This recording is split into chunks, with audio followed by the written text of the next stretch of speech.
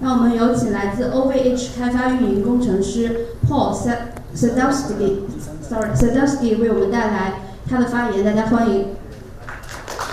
Let's invite Mr. Paweł Sadowski, OVH developers. He will share with us. Hello, my name is Paweł Sadowski. I work as a DevOps for OVH. And I started there in 2013. And since 2014, I'm playing with Ceph. And today I would like to talk about running Ceph on top of Flashcache based on 3 years experience. So, how we use Ceph at OVH? We created fully managed Ceph as a service. We have around 150 clusters based running on 1,500 servers. We have around 44 petabytes of storage, using over 2 petabytes of NVMe, and we have over 70,000 Flashcache instances running on our clusters. Why we chose Flashcache and not full SSD or HDD? So when we doing some test at the beginning, we found out that HDDs are too slow, and using only SSD was expensive back then. Right now, SSD are going cheaper and cheaper, so this might change. But at that time, we chose to use Flashcache. We did some tests using different caching mechanisms like Bcache, DM cache, Enhance IO. But Flashcache was one of the most stable, and it was actively developed by Facebook in 2014, and that's why we chose it. So I'm going to tell about the 3 use cases that we had during our almost 4-year experience with Ceph. The first case is cache trashing. So cache trashing is it happens when you put in cache stuff that you don't need. For example, when deep scrap is running, it reads all of your data and fill the cache with data that won't be needed until next deep scrap. So this is the problem with most caching solutions. You have to tell the caching mechanism that this data won't be needed soon, so there's no need to cache it. So as deep scrap is doing large reads, those large reads destroy the hot data set from the cache. And the same history is happening during backups and during recovery. Also during recovery, not only reads happens, also writes happens. So they also pushing hot data set from cache. So what can we do to avoid that situation? There was some discussion in Ceph Devel mailing list about introducing some functions that will tell all the layers below the OSD that this request doesn't have to be cached. It seems to be the best options, but it requires some kernel changes, and all the layers on the path of the I/O have to support it. It has to be supported by OSD, has to be supported by caching device, has to be supported by the kernel. So it's hard to make them. It's hard to make that change. So what can we do with Flashcache? Flashcache has some mechanism that is called PID blacklisting. So you can disable caching for particular I/O. It has some advantages, like if you have some backup mechanism that is running locally on the machine, then you can just put the process ID, tell the Flashcache that this process ID shouldn't be cached.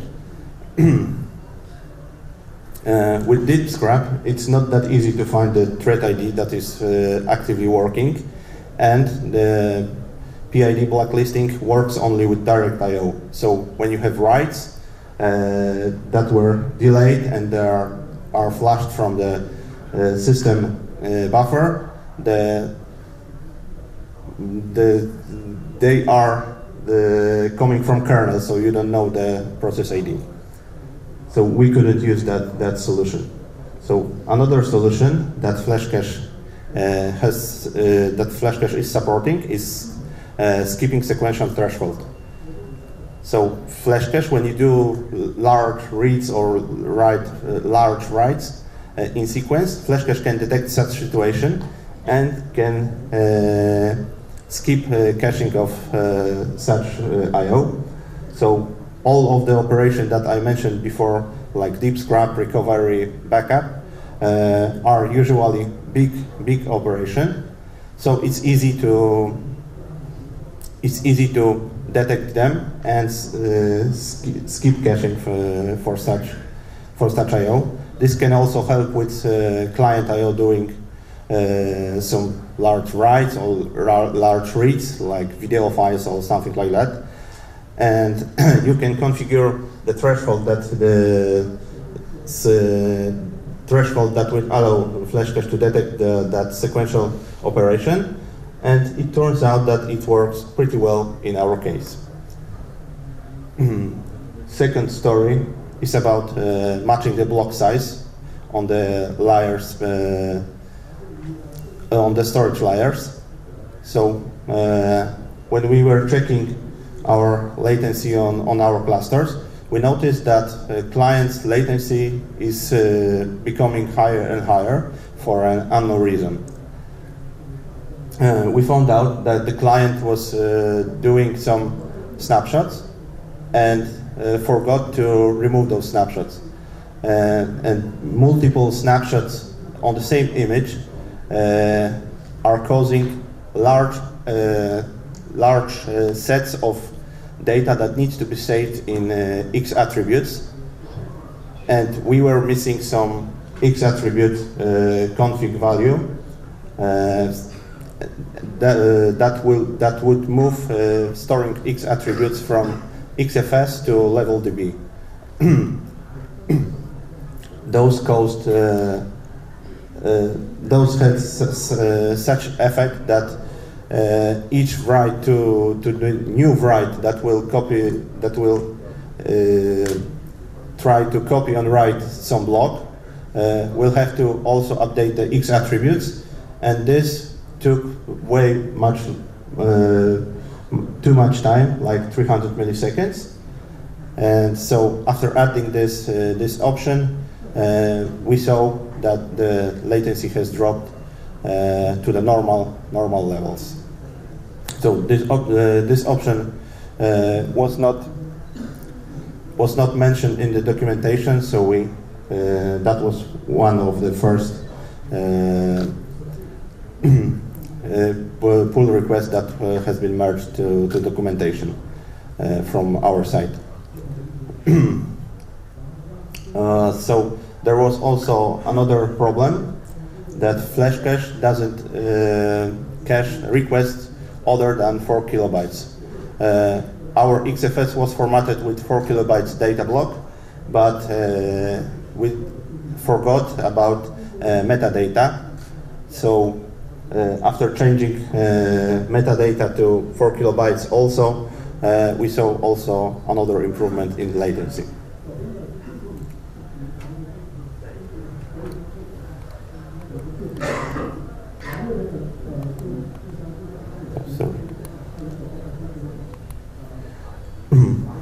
Last story is about Flashcache deadlock.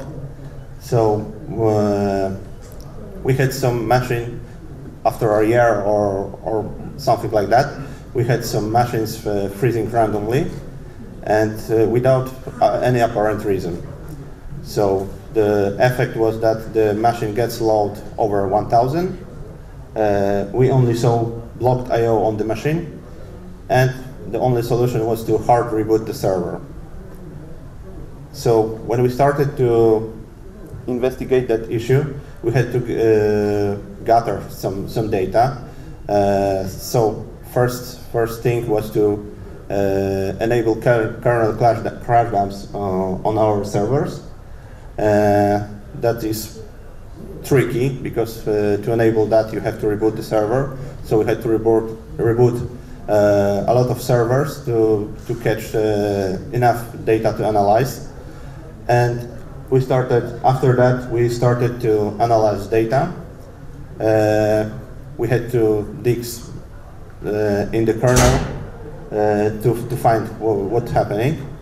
So the issue was that there was some deadlock, which is pretty uncommon, and it's now fixed in XFS. So the case was that on low memory condition in kernel, if there was some new job from Flashcache, like flashing or evicting dirty data, kernel spawns new thread to reclaim some memory, and memory manager tries to free some memory, and for that it has to run some recovery thread and ask Flashcache to free some disk space, so free some memory space. And there's a circle, and that causes total deadlock on all XFS file system.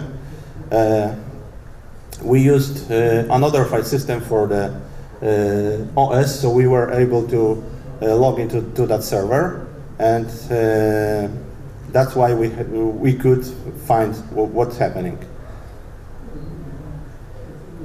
So how Flashcache performs in our case. So in our case we have over 50% more I/O from HDD. So writes are more localized, so they are merged before sending to the device, which means that we have less seeks on the hard drives, and we use NVMe for journal. So we have write heat on the Flashcache at 40% level, and dirty write heat around the same level. And that's all from me. Thank you. 感谢啊 ，Thanks Paul。现场有没有朋友跟 Paul 互动一下 Hi Paul, I have Hello. questions about the kernel. Is it something really affect the performance of the Ceph cluster under some certain kernel version? Thank you. Can you repeat? I mean, what kind of? The kernel version, is it really affect the Ceph cluster performance? Look at me. Sorry, I don't get it. Could you tell me what kind of which kernel version? Okay, kernel version. Yeah. So we were using 3.13, so very old kernel. Does it have really differences Between you, can affect between the kernel versions can affect the cluster performances? well, we did the only change we did notice that the new kernel doesn't allow you to increase the disk queue on the HDDs. It's by default forced to 128, and on this kernel we could increase that to 8,000, which allows the kernel to reschedule the I/O to the device, which improves the performance. So reads are merged before sending to the device. Thank you.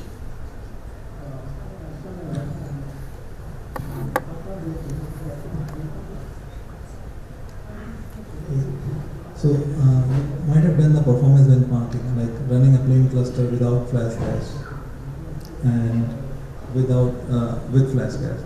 How much gain you have seen, like for the similar workload? You want the compare performance between Flashcache and The normal without Flashcache cluster, how much performance gain you might have seen, like in the percentage, 40%, 60%? yes. So we have. It really depends on the load. is it sequential or random? Yeah. But in our case, it's about at least 50% more IOs that on HDD. Hello, my name is Will, and the flash cache that you used is the open source code from Facebook. Yes. I see from the GitHub it has died. Nobody maintaining it. Yes. Flashcache died around 1 year ago, or For 5 years. so. Right now we are looking for alternatives. So we are working with different companies because we don't see any other open source solution that is capable of doing what Flashcache was doing. Okay, so that means you are turning to some. So what is the alternative? Are we using now? So right now we are working with Intel, and we are testing Intel cache acceleration software. Intel. But we are still using Flashcache, and it works fine. So, Alright. so we are just afraid that the new kernels might not compile with the old module. Okay, thank you. 还有其他朋友吗？稍等啊。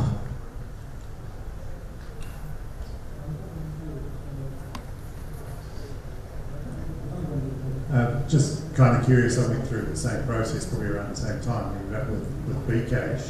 It seems that all of the caching layers around that time were a little questionable, but we're still running at a scale.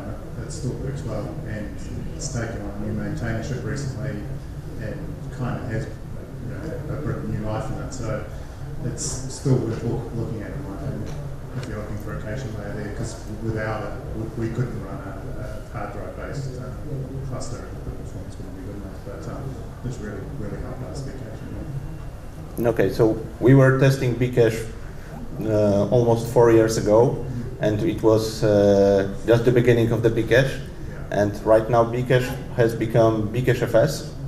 No, that's not quite right. Bcache is a total different thing. Okay, but last time I checked, it was that the Bcache main developer started Bcache FS. Yeah. He's doing that on his own. There's a whole other group of people doing Bcache and maintaining Bcache as it historically was. So it's looking a lot more healthy than it was from a user's point of view. Okay.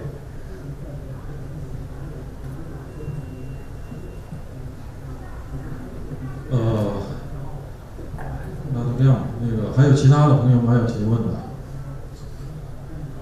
那就先这样 ，Thanks Paul。然后下面呢是那个半个小时的茶歇时间，那个 tea break，大概有30 minutes。